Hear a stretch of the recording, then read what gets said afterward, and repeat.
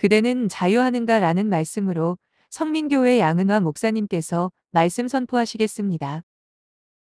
우리에게 주신 하나님의 말씀은 시편 23편 1절에서 6절까지의 말씀입니다.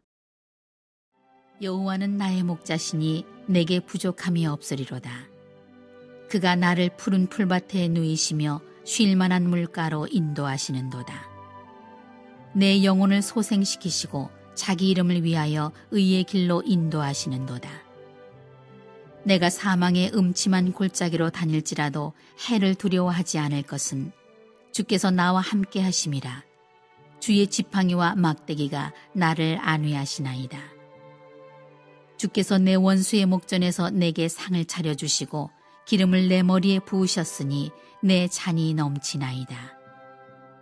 내 평생의 선하심과 인자하심이 반드시 나를 따르리니 내가 여호와의 집에 영원히 살리로다.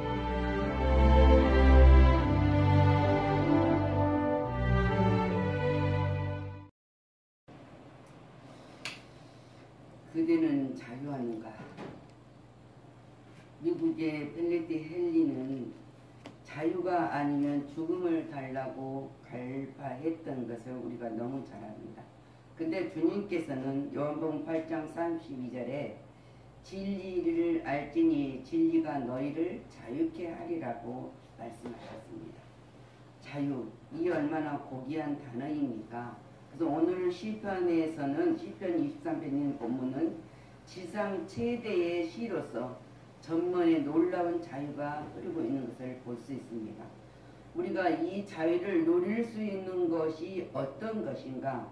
그래서 우리는 이 자유 속으로 오늘도 이 시간도 놀라운 은혜로운 자유 속으로 우리가 헤엄을 쳐야 된다는 거예요. 들어가야 된다 그랬습니다. 그래서 우리가 이걸 보면서 우리는 세상의 물결 속에 헤엄을 쳐서 허덕거리고 있는가? 아니면 하나님의 말씀의 약속 속에서 은혜로운 은혜로운 자유 속에서 헤엄을 치고 살아가는가 점검하는 시간이 우리가 날마다 있어야 되겠습니다. 근데 오늘 욕망으로부터 자유해야 한다고 우리가 말씀하고 있습니다. 야고보서 1장 15절에 보면은 욕심이 잉태한 즉 죄를 낳고 죄가 장성한 즉 사망에 낳느니라 한 것 같이 모든 죄는 욕망으로부터 출발을 합니다. 일반적으로 욕망을 해결하는 데는 두 가지 방법으로 우리가 애써 봅니다. 근데 어떤 것이 우리에게 해당되는가? 그래서 욕망을 절제해 보는 것도 우리가 있습니다. 그래서 수도사들은 정말 많이 참습니다. 그리고 견뎌냅니다. 때로는 금식도 하고 윤리와 도덕으로 깨끗해져 보려고 얼마나 애써 보지만은 결코 욕망은 없어지지 않는다는 것을 알게 됩니다. 또한 욕망대로 살아보는 것이에요. 그냥 우리 마음대로. 그렇다면 자기 욕망대로 살아가는 방법을 우리가 써봅니다. 그러나 육신의 욕망은 계속 새로운 것을 추구하고 있기 때문에 이 방법 역시 사라지지 않는다는 거예요. 그렇다면 어떻게 하면 될까 우리가 할까? 본문 말씀처럼 시편 오늘 1절에 다윗이 말한 가지 여호와는 나의 목자시니 내게 부족함이 없으리로다. 이 고백이야 돼요. 함과 같이 하나님의 한 분만으로 나는 만족할 것입니다.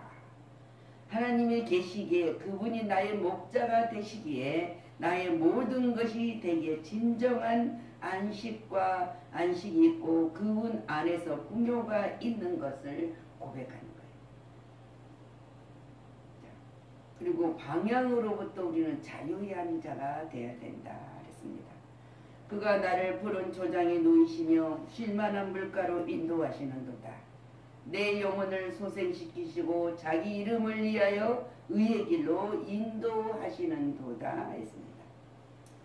하나님께서는 나의 인생의 갈 길을 모두 인도해 주시느니 어떤 방향도 내게는 있을 수 없다는 그것을 말하고 있어요. 내가 내 방향을 정하고 가는 것은 실패도 하고 고난도 당하고 어떤 모든 것 가운데서 문제가 있어서 막막하지만은 하나님께서 우리에게 주시는 방향을 올바로 하나님을 따라가며 목자가 되시고 나를 근데 하나님의 이름을 위하여서 우리를 인도해 주신다는 것은 사실 이 자유란 내 마음대로 사는 것이 아닙니다. 내 마음대로 산다면 내 욕망대로 산다면 그것은 자유가 아니라 방종이에요. 방종. 그래서 지금 모든 시대에 마음대로 살아간다는 젊은이들이 이 방종하는 삶 속에서 자기 인생이 망가지고 있는 것을 모르고 살아가고 있다는 사실입니다. 그래서 우리는 하늘을 날마다 나는 새는 공중에서 서로 만나요. 땅에서 만나면 이음을 겪지만 공중에서 만나는 것입니다. 물고기들도 마찬가지예요. 물 밖으로 나오면 죽음이에요. 그렇지만 물속에서만이 자유하는 것이 마음대로 헤엄치고 다닐 수 있는 것처럼 우리가 기차나 우리가 지하철을 보면은 그 철로 위에서만 갈 수 있다는 것을 우리가 볼 수 있습니다. 철로를 벗어나면 사고가 터지죠. 그러면 많은 문제가 생깁니다. 그러듯이 인간은 창조주 하나님 안에서 진정한 자유가 있다는 사실을 믿어야 됩니다. 그래서 성도들은 주님의 인도를 받음으로 완전한 방향으로부터 항상 자유함을 얻을 수 있다는 그 사실을 믿고 고백하며 따라야 된다는 거예요. 이것이 바로 은혜로운 회복입니다. 시들고 피곤한 영혼을 소생함을 받아야만 한다는 사실에 영혼의 소생은 모든 갈등을 해소시켜주는 영적 치료제입니다. 그리고 의의 길은 불의의 길로 가면서 불의와 싸워 이기는 승리가 있어야 된다는 사실입니다. 그랬을 때 하나님을 온전히 따라가는 삶으로 살아갈 수 있다는 것입니다. 그리고 또 우리는 두려움으로부터 자유한 자가 되어야 됩니다. 두려움으로부터 자유한 자가. 우리가 인생을 살면서 얼마나 많은 두려움들이 우리 삶 속에서 엄습하고 있습니까? 근데 그 두려움을 이길 수 있는 방법이 하나님의 인도를 따라가는 자들이다. 소련 공산 지하에서 복음을 전하면서 말로 다 할 수 없는 고생과 아픔을 당했던 리차드 본 브랜드 목사님은 이렇게 고백해요. 자기가 어려움과 공포가 올 때마다 성경을 보면서 두려워 말라는 이 성경 구절이 나올 때마다 밑줄을 쳤어요. 그리고 두려워 말라. 그 말을 다시 또 두려워 말라. 줬는데 나중에 이 성경을 두려워 말라 이 밑줄을 몇 번을 쳤냐면은 365번이나 밑줄이 쳐 있었다. 두려울 때마다. 그래서 1년에 360개 날마다 하나님이 주시는 하나님의 음성을 두려워 말라. 내가 함께 한다는 이 약속의 말씀을 문제가 생길 때마다 성경에 줄을 치며 또 계속 이 말씀을 묵상하며 두려움에서 해방될 수 있었다는 거예요. 오늘 우리가 읽은 말씀도 다윗이 내가 사망의 음침한 골짜기를 다닐지라도 해를 두려워하지 않을 것은 그랬어요. 두려워하지 않는 것은 주께서 나와 함께 계시니라. 우리가 들을 때 하나님이 함께 하신대. 우리가 어떤 상이들 나보다 힘이 센 사람이 나를 돕고 있다는 그 사실이 있을 때만 해도 우리는 당당해질 수 있는 거죠. 근데 하나님의 사망의 골짜기를 통과하는 인생은 참으로 도가 필요한 자잖아요. 근데 그 필요하신 분이 전능하신 우리 하나님 아버지시라는 거죠. 근데 그 하나님이 함께 하신다는 것은 그 믿음이 요구돼요. 믿음이 있어야 돼요. 말로만 하나님이 함께 하신다가 아니라 누군가가 나를 도우고 계시다는 그 확신의 믿음과 신앙 고백이 있어야만 두려워하지 않고 살 수 있습니다. 사람들이 자기 생각과 자기 감정에 치우쳐서 모든 사람들을 비난도 하고 자기가 옳다고 큰 소리를 냅니다. 그러나 그거는 큰 소리가 날수록 두려워하니까 소리를 질러요. 두려워하지 않는 사람은 소리를 안 지릅니다. 왜? 우리 일상생활에서 임마누엘의 은혜를 체험하며 살아가고 있는 자들은 두려워하지 않기 때문에 소리를 지르지 않아요. 우리는 큰 소리 친 사람이 이긴다고 하지만은 우리는 두려워하지 않고 살 수 있는 방법이 우리 속에 하나님이 함께 은혜를 체험하는 자들만이 하나님께서 함께 하신 길을 가고 있다는 그 사실을 성도다운 삶이 있어야 된다는 거예요. 그리고 그 삶은 항상 그 삶 속에서 하나님께서 역사하신다는 사실이에요. 그래서 우리는 이 땅에 사망의 골짜기 두려운 것이 아니라 하나님께서 나와 함께 하지 못하는 불신앙이 두려움을 주는 것이에요. 불신앙. 믿는다고 하면서 함께하지 못하는 불신앙. 하나님이 함께하는 약속, 세상 끝날까지 내가 너와 함께하리라 하신 그 약속을 믿지 않는 것이 불신앙으로 인해서 두려워한다는 것. 무엇이든지 할 때 내가 할 수 있는 것도, 내가 하나님이 건강을 주셔서 일할 수 있는 것도, 건강을 주셔서 내가 먹을 수 있는 것도 하나님 두려움이 없는 자만이 고백이 이루어지고 감사로 찬양을 돌릴 수 있다는 사실. 근데 이 땅의 모든 것을 가지고 좌로 우로 치우치지 말라 했는데 치우친 사람들이 얼마나 많습니까? 뭐가 좀 힘이 센 사람 편에 붙어 있으면 내가 뭔가 얻을 것 같고, 약한 자 편에 붙어 있으면 내가 뭔가 손해를 볼 것 같고, 이런 이기적인 삶 속에서 우리가 살아가고 있습니다. 그러나 우리 그리스도인들은 하나님이 함께 하신다는 이 믿음을 잊어버려서는 안 되고, 이 고백이 날마다 있어야 된다는 거예요.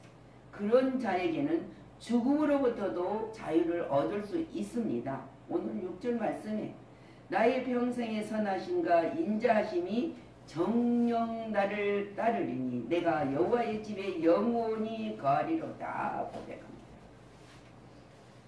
여호와의 집에 영원히 거한다는 것은 육체는 죽어 썩어지나 영혼은 하나님의 나라 하나님의 집에서 영원히 살아간다는 말씀을 하고 있습니다.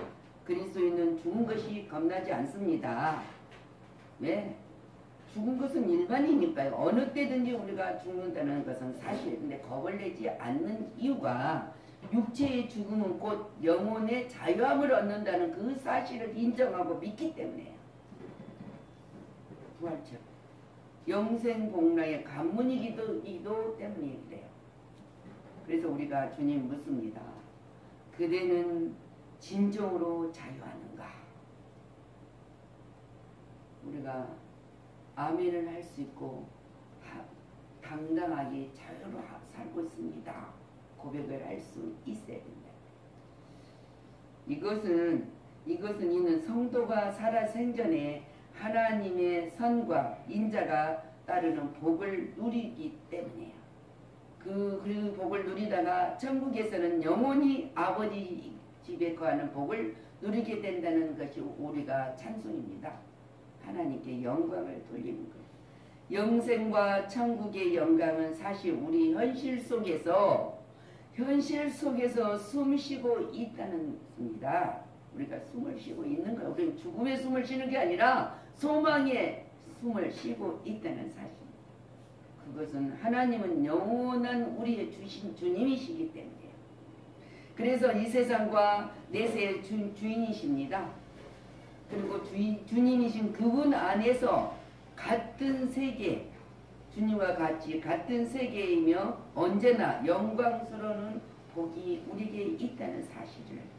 그래서 사람들은 죽음의 가장 공포의 대상으로 알고 살고 있지만 그리스도인은 하늘나라 생명적에 기록되는 자들이기 때문에 죽음으로부터 완전히 자유하는 삶을 살아가는 것이다.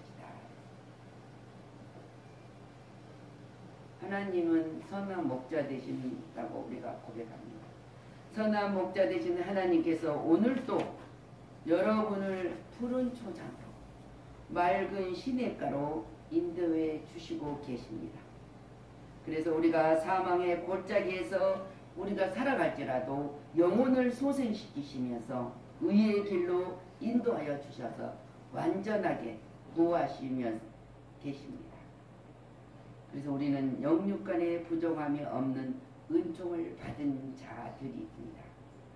그래서 하나님의 인도를 받은 자들이라는 확신을 가졌을 때 하나님의 인도와 보호를 받으시는 은혜가 항상 함께 넘치시기를 그리스도 이름으로 축원합니다. 기도합니다.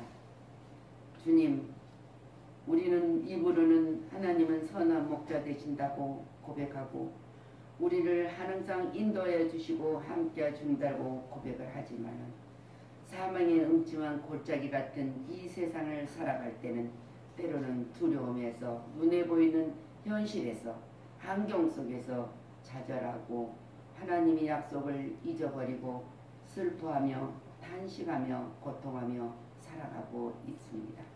그러나 하나님은 한 번도 약속을 변함없이 이루시고 오늘 다윗이 이 시편의 고백에서 성경 전체에 하나님과 동행하는 삶을 하나님이 우리에게 무엇으로 약속하셨다는 사실을 인정하며 고백하며 하나님 앞에 찬양으로 영광을 돌리는 이 말씀을 우리가 다시 한번 이 땅에 살아가는 가운데 힘을 주셨기 때문에 하나님은 우리에게 자유함의 삶을 살고 있는가 다시 한번 점검할 수 있도록 허락하시고 하나님의 약속 속에 변함없는 것으로 채워지는 것에서 항상 하나님은 우리를 푸른 초장으로 맑은 시냇물가로 인도해 주시고 사망한 음침한 골짜기를 다닐지라도 우리 영혼을 소생시켜서 항상 의의 길로 인도하여 주시고 안전하게 보호해 주시는 하나님, 그 하나님 영육간의 강건함으로 채워주신 하나님을 찬양합니다. 그리고 우리가 그분을 의지하고 맡기며 기도합니다. 성령님, 우리가 다시 한번 책임질할 수 있도록 은총을 주시고 하나님의 자비와 긍휼이 있지 아니하였으면 우리가 이 은총을 잊지 못했다는 사실을 인정할 수 있도록 고백할 수 있도록 또 말씀에 책임질할 수 있는 은혜를 주신 하나님께 감사를 드립니다. 모든 영광을 주님께 돌리고 감사드리며 예수 그리스도 이름으로 축복하고 기도하였습니다. 아멘.